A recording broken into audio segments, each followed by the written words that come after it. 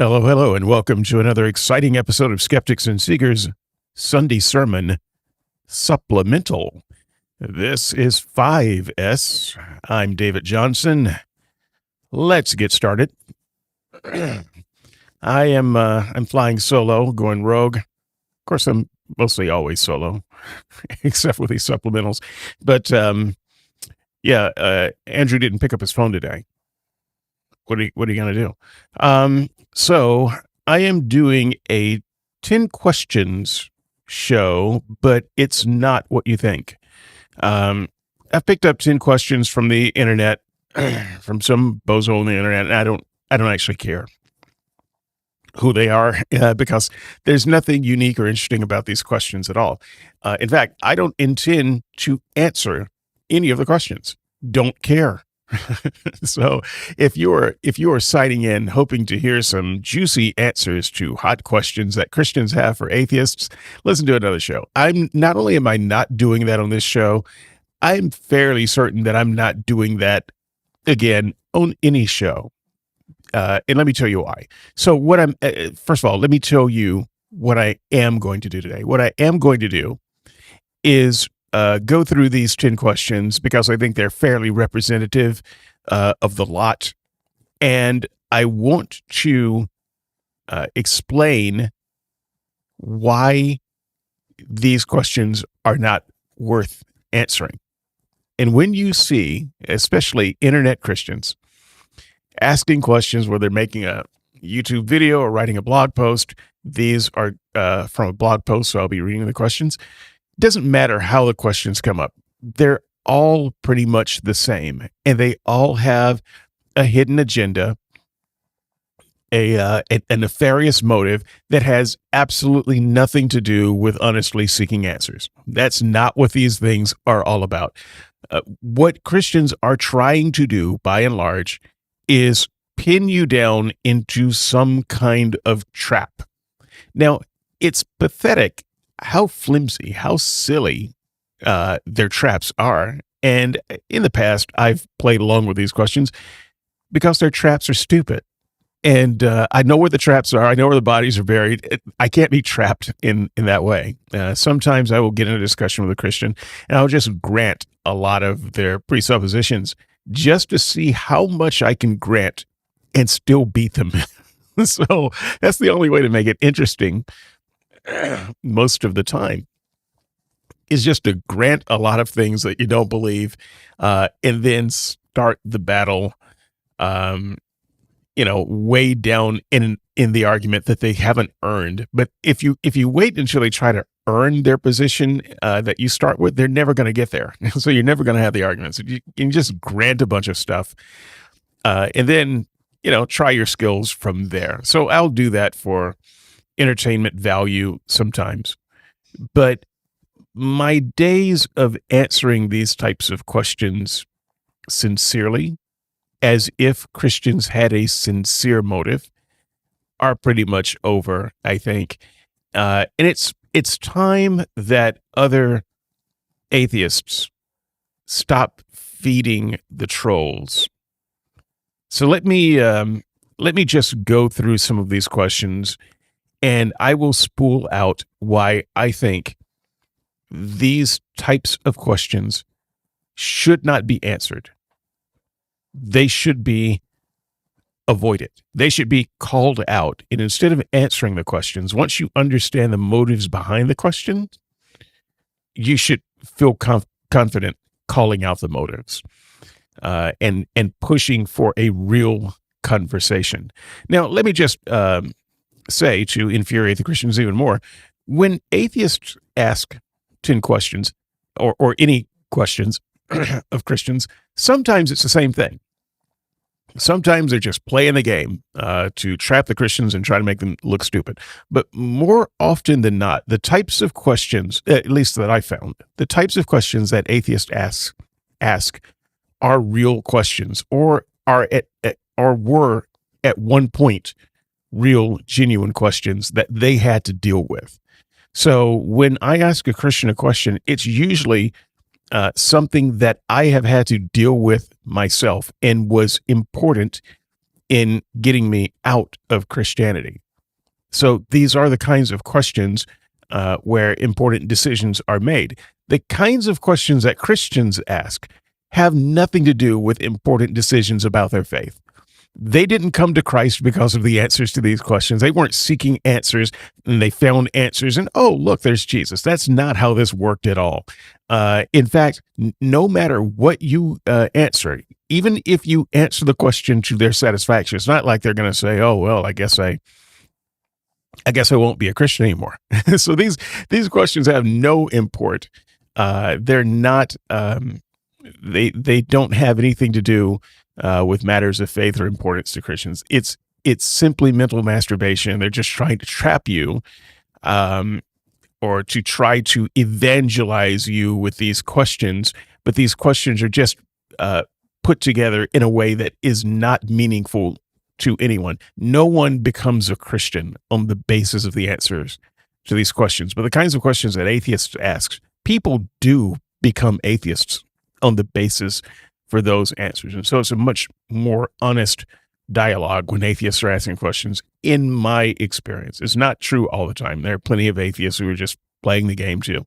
By the way, I have no problem with playing the game. If what you want to do is play the game and you've got time to play the game and you've got the mental resources to play the game, and or maybe you're not in the game, but you just like to listen to the game played, it's your brand of sports. That's great. I have no problem with that. But let's just identify it for what it is. And if you are having conversations with Christians and you don't want to play the game, you want to get down to the heart of it, well, let's really get down to the heart of it. Question number 1 on this website that I'm not going to name or leak to because I don't care. How did you become an atheist? Okay, that's innocent enough, right? By the way, these questions are aggregated by an atheist. So this is, I'm actually getting this off an atheist website. I don't care about the atheist's answers, though. They're all fine answers. There's nothing wrong with the answers. But he is giving questions that have been asked him by his audience and so forth. So just so you understand a little bit of the provenance of these questions. How did you become an atheist? All right. That seems innocent enough. And in fact, he says something very similar. This sounds like, just a bit of natural curiosity. Well, no, it's not. It's actually not a bit of natural curiosity. And the more you do this, the more you will recognize that this is a highly loaded question. It's an obvious first question, icebreaker, conversation starter. It's usually asked in a non-threatening way. We're just talking here. I'm just trying to get to know you a little bit better. They are not trying to get to know you. They don't care about your story. And they honestly don't care how you became an atheist. What they are trying to do is to get you to give them a starting point. By you giving them reasons that you left Christianity, and their entree will be, I see. And they may not do this right away, but this is the ultimate goal of the question. I see. So you became an atheist for bad reasons. That's what they want to say. But they can't say that until they have some kind of baseline for why you became an atheist. So they need to get you to help them hurt you. And that's the only reason they're asking the question. I don't mind telling my story. I have no problem with that at all. There's no shame in my story. And honestly, I don't care whether Christians think I left for good reasons or not. By the way, hint, they're always going to think you left for bad reasons. It doesn't matter what your reasons are. Doesn't matter to me. Don't care. There's never going to be a Christian who says, oh, wow, you had a really good reason to walk away from God. So if you think that that's, a possibility when you're telling them your story, you are delusional. And so what you would be better off doing rather than answering the question is asking them why that's important. If your conversation is, is there a God or isn't there? Is Christianity the right reason or not? Your personal biography is irrelevant to that conversation. So is theirs, because you could easily ask them, why did you become a Christian? Now, if you want to find some bad reasons to latch on to an ideology, when Christians are honest about the answer to that question, it's almost always a really bad reason. It's a bad reason. And as an atheist, a former Christian, you can just ask yourself, why did you become a Christian? You will find at the end of that question a really bad reason. But Christians, they're not used to people turning that question around and saying, hey, why did you become a Christian? Well, I don't know. My parents were Christians. I don't. So they don't. They don't actually have a good reason for why they became a Christian, but they're not. Once again, they're not used to having to face it. What they're looking for are bad reasons why you became an atheist, and you simply shouldn't feed that. You should.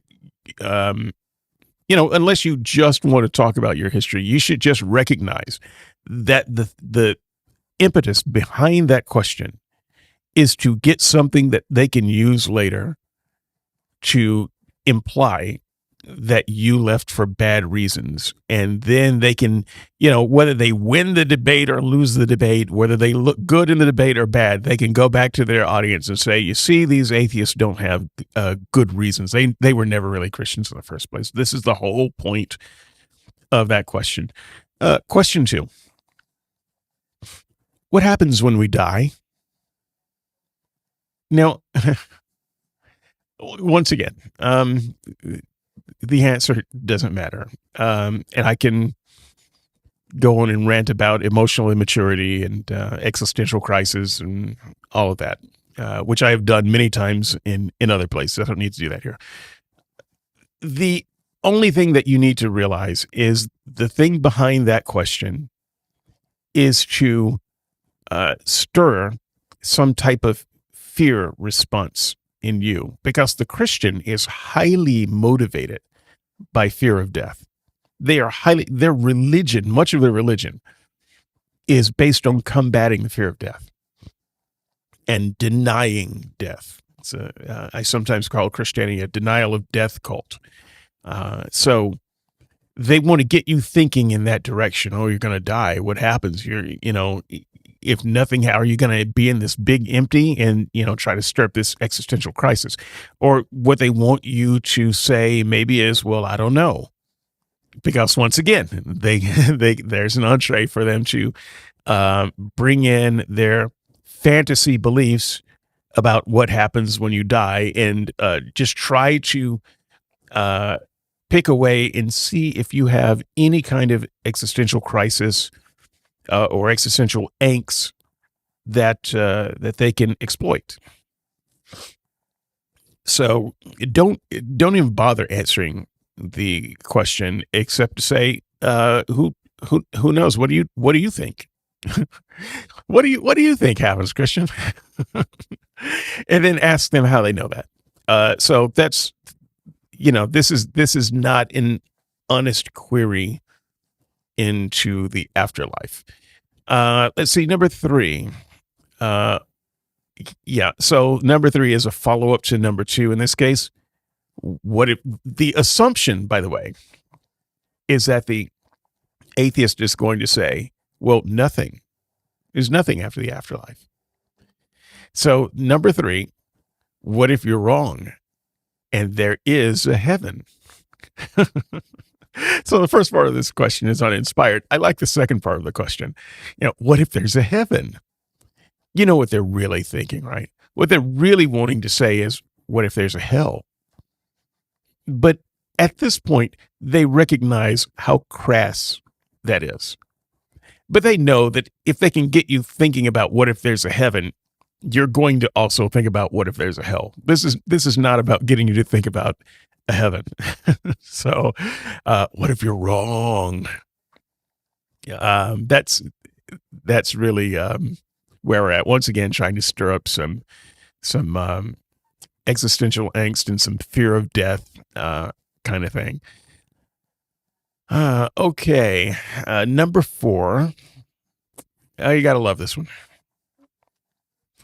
Without God, where do you get your morality from? My snap reaction, because I've dealt with this question so much, my snap reaction is fuck you. Fuck you. Go play in traffic. Just the world has had enough of you. So I'm probably the wrong person for the Christian to ask this question at this point. Obviously, not a sincere question at all. They want to try to get an entree into the moral argument, which actually is an argument that has nothing to do with morality at all. So take that for what for that's worth. But they want to try to have a conversation that gets you to acknowledge that there are clearly some moral truths out there. You see, you and I, we agree on this moral thing, but I have a framework for explaining why this thing is right or wrong. What is your framework? How can you possibly have any kind of moral foundation without God? Which is just a veiled and muddy way of saying you can't possibly be moral because you don't believe in God. Fuck you. And that's honestly, that's how you should answer the question. You really should answer it that way. Let's see, number 5. If there's no God, this is kind of a follow-on to the moral argument because they've got a boner about this moral argument. If there's no God, can we do what we want? And are we free to murder and rape while good deeds are unrewarded? Okay, let me read this again because it's a little clunky. If there is no God, can we do what we want? Are we free to murder and rape while good deeds are unrewarded? The question is not only worded clunkily, it's written clunkily. So I try not to beat up anyone for typos because I write more typos per pound than almost anyone I know, but this one's hard to get through. That said, once again, it's a way of saying that without God, you're raping and murdering is the same to you as doing a good deed. You're like a sociopath because you should be like a sociopath. Is kind of what they're saying. There's no difference between doing good and doing bad because you have no basis of morality or ethics of any kind. So how do you explain the difference? I mean, this you've heard this question before, and the answer to this question should be the same as the answer to number 4. Fuck you. If you did want to try to answer this question, and once again, I would suggest you don't try to answer this question or take it seriously at all, you can simply point to the fact that the world is full of non-believers who do not go around raping and murdering. So your implication is simply dead on the face of it. And if you want to say, yeah, but you don't have any foundation, you don't have any good reason not to rape and murder. Well, that's just you looking stupid. But I don't care whether you know of a good reason why a person shouldn't rape and murder or not. That's not my problem. That's your problem. The fact is, the thing that you're trying to imply, that without God, it would just be rape and murder and people doing whatever they want to, that simply doesn't hold up. It's simply not true at any level. I would also, if I were inclined to take this question seriously, which I'm not, point to the fact that the prison population in America, probably in the world, but the prison population in America is heavily skewed toward Christianity. These are Christians. They were Christians before they went to jail. And yes, they did it. Whatever they're in, they did it, and they're Christians. It didn't stop them from raping and murdering, and it doesn't start me to rape and murder. So the implication of your question is just, you, sir, are stupid. Fuck you. I know someone's going to nail me for, using the S word.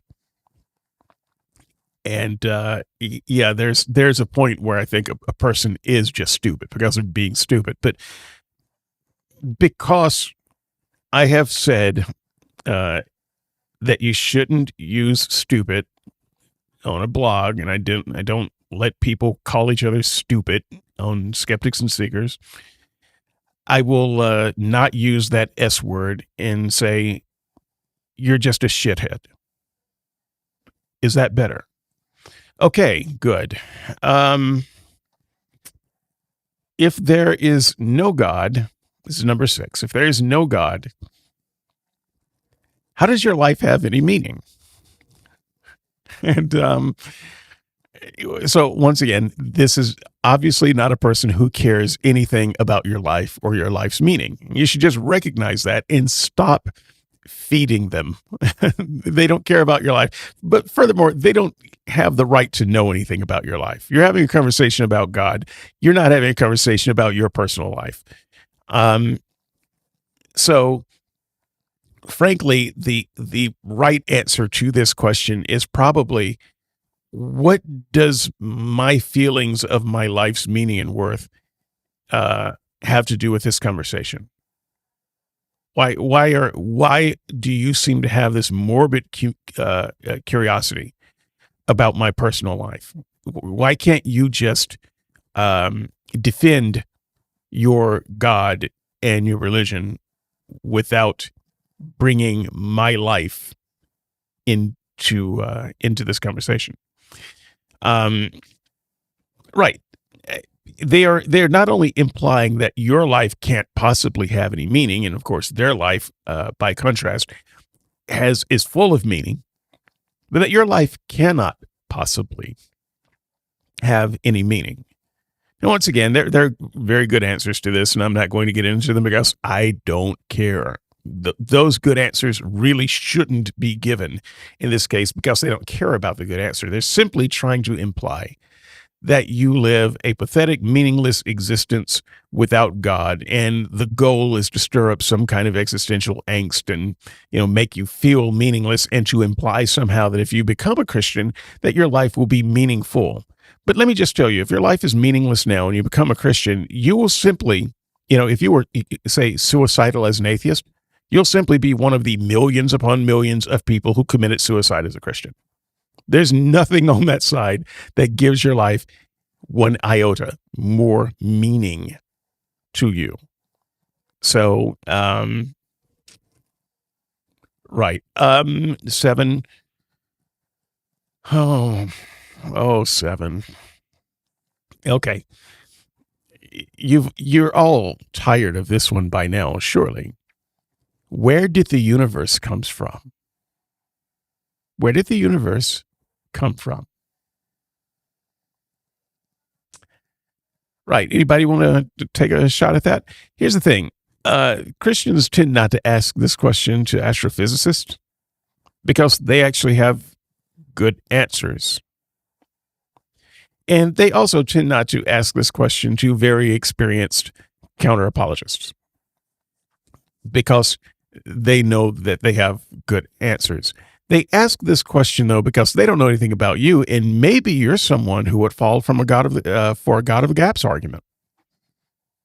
They don't know. This might be a big one for you. If they can find something in the natural world that you don't understand, and if they can make you admit that you don't understand it, then they've got a big opening for an argument that they know is bad, a God of the gaps argument. And they're just looking for a little bit of crease that they can drive that truck of an argument through it. And so just understand that when someone asks you if you know where the universe came from, to maybe explain the relevance of this question, and you thought we were talking about God, and suddenly we're talking about astrophysics, and neither one of us in the conversation are astrophysicists. So help me again understand what what you're going on about, because this is completely unrelated to the question of if there is a God. Number 8, what about miracles? I really like this one. What about miracles? What I try to construct this question the way they are trying to ask it. What about all the people who claim to have a connection with Jesus? What about those who claim to have seen saints or angels? All right.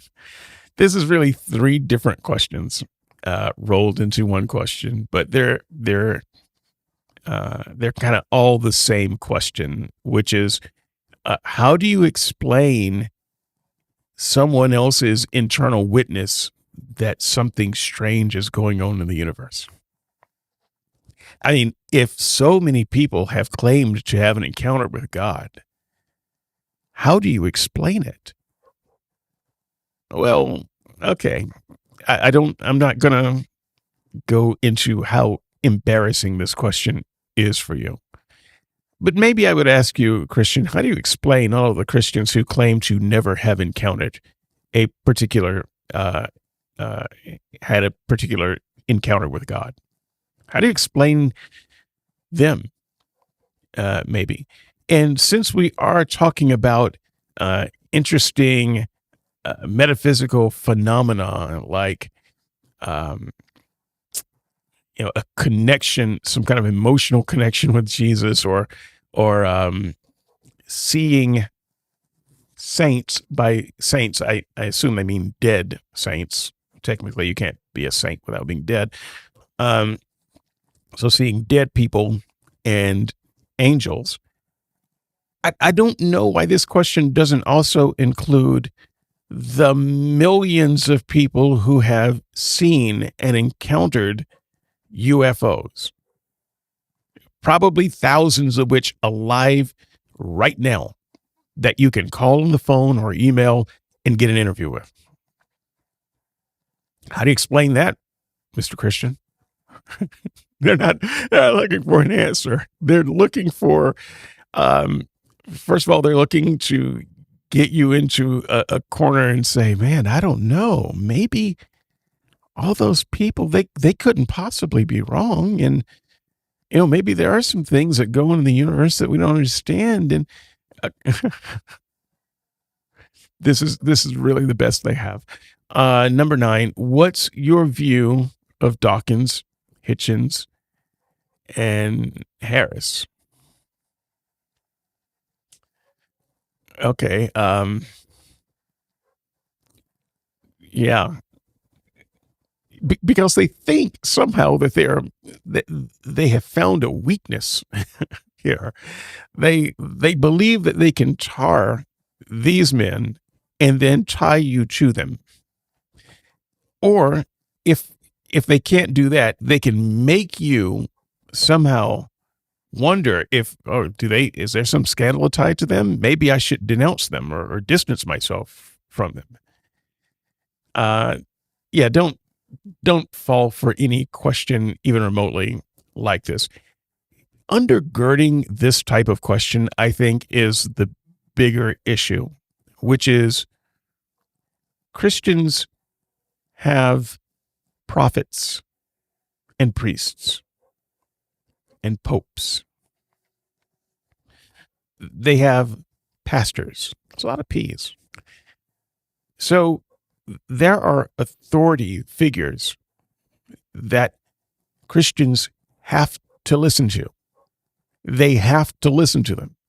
When those authority figures say something, it's like the voice of God. And so they're not allowed to disagree with prophets and priests and popes and pastors.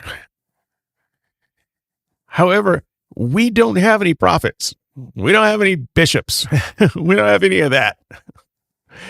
And they, because of their frame of view, they think that we do. They think that we must.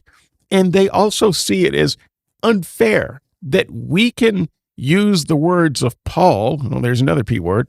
We can use the words of Paul against them because as Christians, they have to accept the words of Paul as gospel. And so what they want to do is tie us to something unsavory that Dawkins has said or Hitchens has said and try to use those men against us in a way that they fundamentally can't do because they think that we do, or at least that we should have a similar worldview where there are these people that we have to view as authorities. So, once again, the right answer is, what does this have to do with anything that we're talking about right now?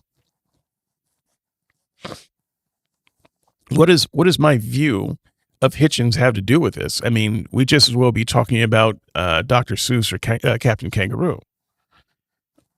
So don't let them get away with that kind of question.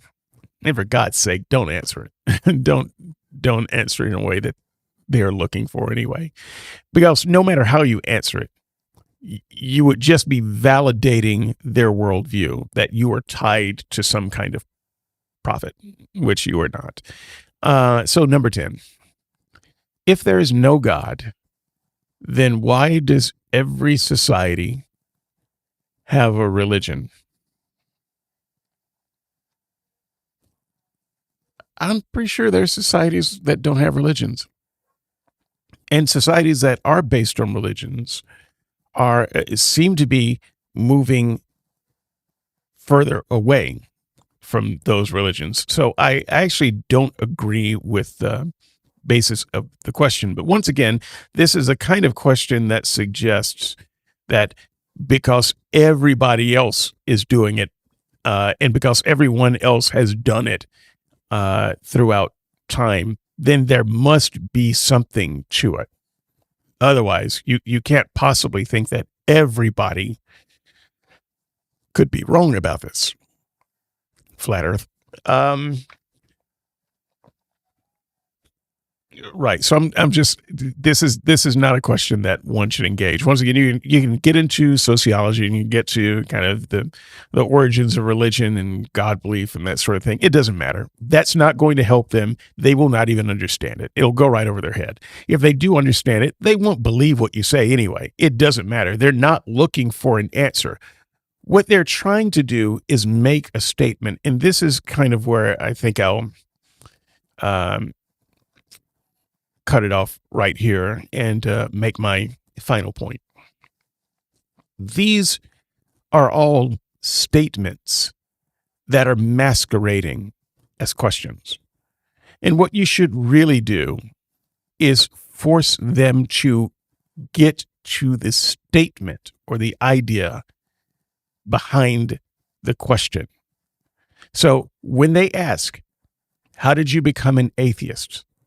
The statement that they are too chicken shit to say out loud is, I don't think you had a good reason to become an atheist. Make them say that. And then you can have that conversation if you want. When they ask, what happens when we die? The statement is, scary things happen when we die and you might go to hell. What if you're wrong and there's a heaven? The statement is, you are in danger of dying and going to hell. Make them say that. Without God, where do you get your morality from? The statement is, you can't possibly have any morality or basis for morality without God. Make them say that and then tell them to fuck themselves. Number 5, if there is no God, can we do whatever we want? And the statement is, as an atheist, you're a loose cannon. You might speak to me well today and murder me tomorrow. I have no idea because you have no basis. You're just a sociopath without God. That make them make that statement and then tell them to fuck themselves. Number 6, once again, looking for the statement behind the question. If there's no God, how does your life have any meaning? Obviously, the statement here is your life has no meaning.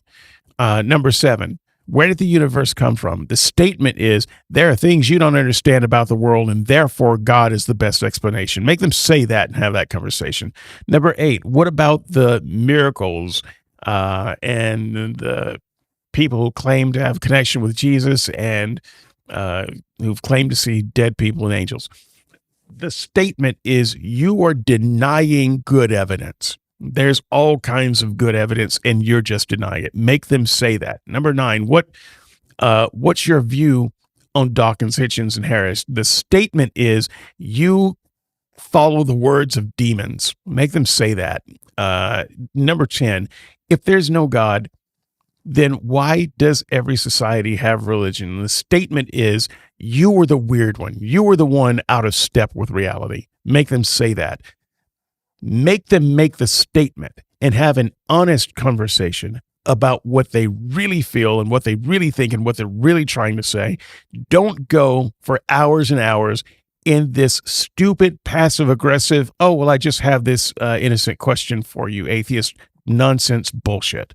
Stop it. Stop it. You're not helping yourself. You're not helping whatever cause you think that you're supporting. You're not helping any of that.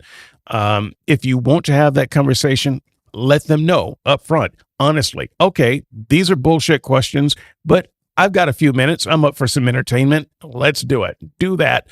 But don't pretend, and certainly don't get fooled into thinking you're having a legitimate conversation by answering Christians' questions. You are not. We'll see you next time. Bye-bye.